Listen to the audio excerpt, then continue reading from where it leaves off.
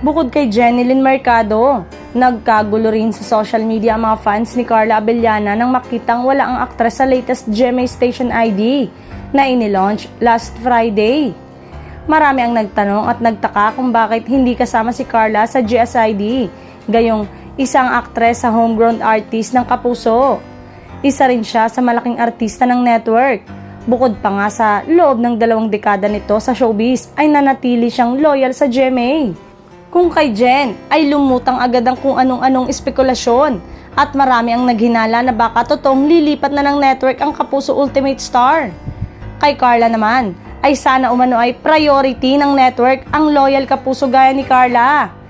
Hindi naman naitago ni Carla Abellana ang kanyang pagkasabik, makatrabaho sa kauna-unahang pagkakataon ang kapwa Kapuso actress na si Bea Alonzo.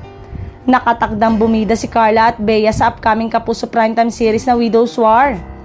Katulad ni Carla, itinuturing din ni Bea ang pagsasama nila ni Carla sa isang proyektong pangarap na ngayon natupad. Samantala, aside from Carla, marami ring Kapuso stars ang kapansin-pansin na hindi kasama sa bagong station ID. Hinahanap din ng fans sina Jenilyn, Juberry, Ay de las Alas, Sian Lim, Max Collins, Yasi Pressman, Megan Yang at Yasmin Curly.